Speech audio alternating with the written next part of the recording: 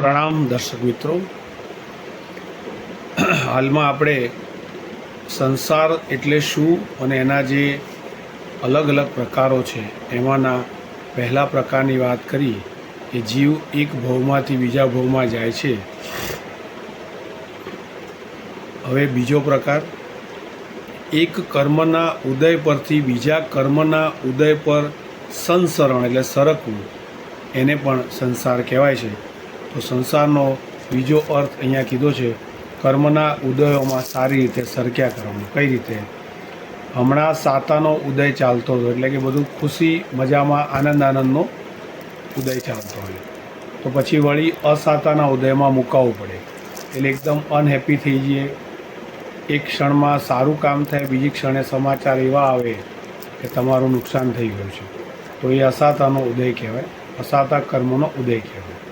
એમ શ્રીમંતાઈના પુણ્યોદય પરથી ગાડી સરકે અને ગરીબાઈના પાપોદય પર તમારે મુકાવવું પડે। એમ લાભાંતરાય તૂટે એટલે કે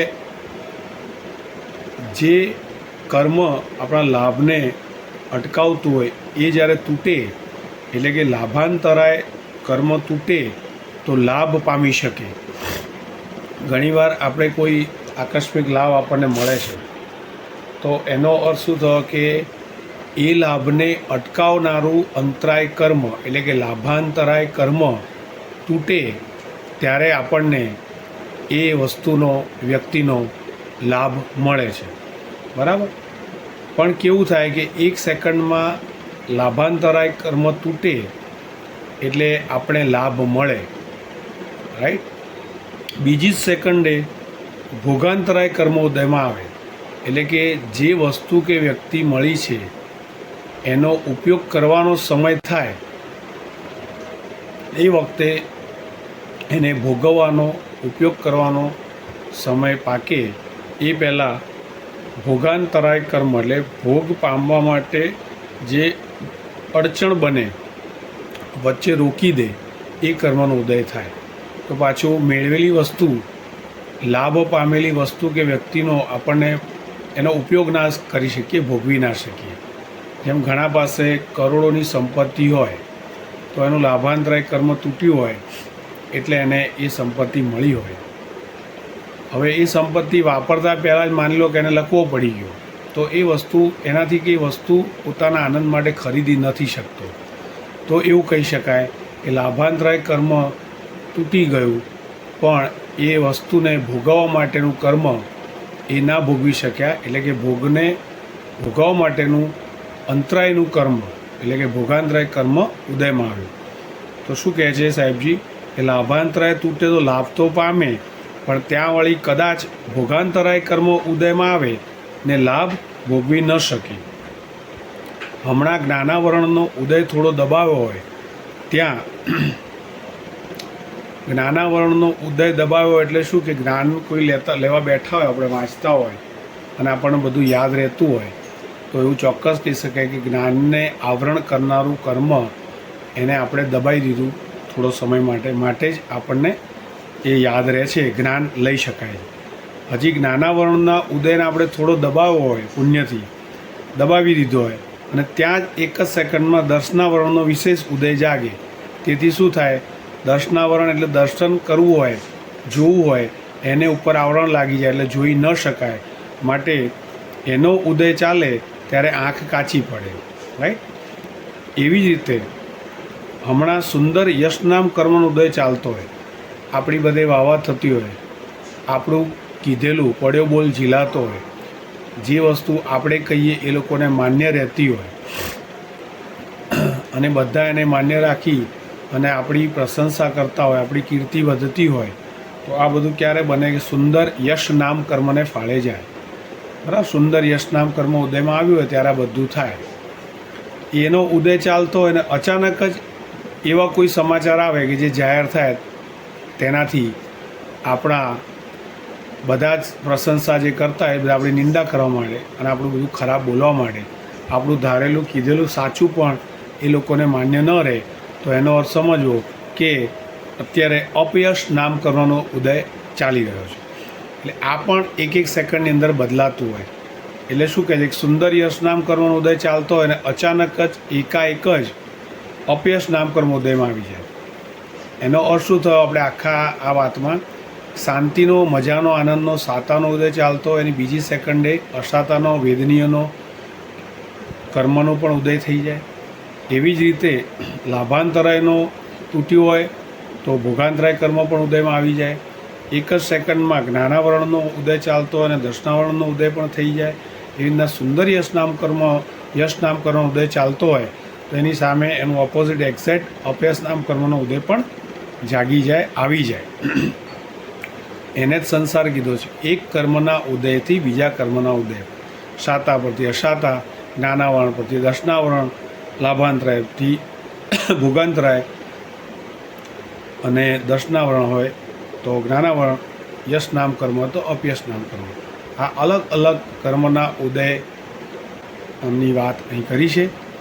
તો એમાં ઉદાહરણ પણ સરસ આપ્યું છે કે સીતાજીને શું થયું, તો પતિ રામચંદ્રજીની સાથે પોતાની ખુશીથી સીતા વનવાસે ગયેલા, તેથી એ સાચા પતિવ્રતા સ્ત્રી તરીકે જશ પામ્યા હતા. પણ પછી અયોધ્યામાં આવ્યા, સામ્રાજ્ઞી બન્યા બાદ અપયશ નામ કર્મના ઉદય પર ફેંકાયા. તો બહાર શું ગવાયા કે આ તો વૈભવી રૂપાળા રાવણને ત્યાં રહી આવેલા એ સતી શાના કહેવાય? એનો શું મરજીથી ગયા હતા, ખૂબ જ જશ એમને મળ્યો, યશ મળ્યો, તો બી પતિવ્રતા સ્ત્રી કહેવાય.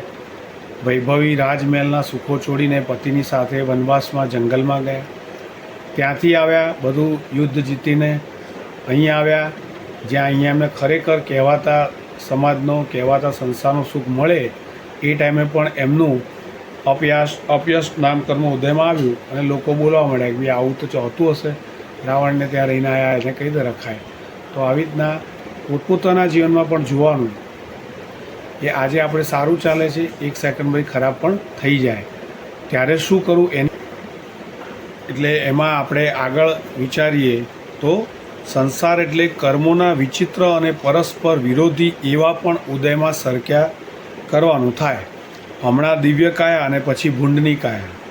સનતકુમાર ચક્રવર્તીની વાત આવે છે જૈન દર્શનમાં કે હમણાં અનુપમ સુંદર કાયા હતી, પણ પછીની સેકન્ડે જોયું તો 16 રોગભરી દુર્દશામાં એ આવી ગયા હતા. પુણ્યોદય એકવાર માન મળતું હોય પણ પછી પાપનો ઉદય થાય તો લોકો ચપ્પલે મારે. કર્મના ઉદય પલટાતા ચમરબંધીના અભિમાન નભે નહીં. આવી પોતાની કંગાળ દશા નજર સામે રહે તો મનના ભાવ અને ધ્યાન શું કામ બગાડાય? આવતા વિડીયોમાં આપણે ત્રીજો પ્રકાર સંસારમાં જે છે, આપણે અત્યાર સુધી વાત કરી.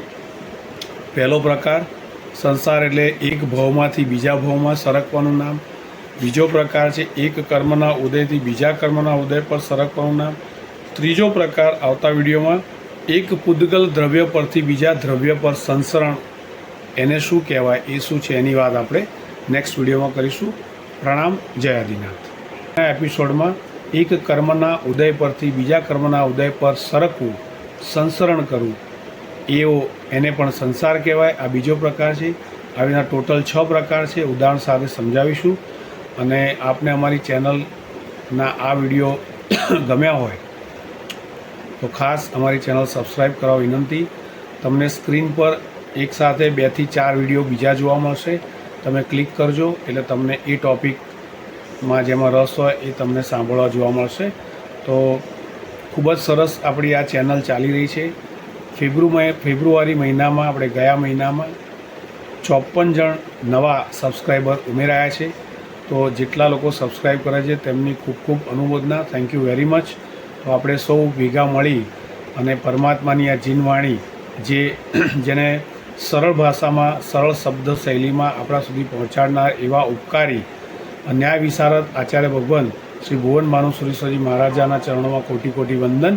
તો આ આપણા જીવનના ઘણા બધા પ્રશ્નો, જે મૂંઝવતા પ્રશ્નો હોય, અને સાથે સાથે આપણને આજુબાજુમાં કોઈ પણ આચાર્ય ભગવાન કે સાધુ ભગવાનનો આપણને ન બિરાજમાન હોય તો પણ આ માધ્યમથી તમે સાંભળી પણ શકો, સોલ્યુશન મેળવી શકો. અને કંઈ એવી તકલીફ હોય તો તમે કોમેન્ટમાં સવાલ પણ લખી શકો. અમે રેગ્યુલર સાહેબને મળતા હોય છે, એમને પૂછીને પણ કાગળમાં લખી એનો પણ વિડીયો બનાવીને તમને મોકલીશું, જવાબ આપીશું. તો જીનાજ્ઞા વિરુદ્ધ કંઈ પણ કહેવાય ગયું ત્રિવે મિચ્છામિ દુક્કડમ. પ્રણામ. જય આદિનાથ.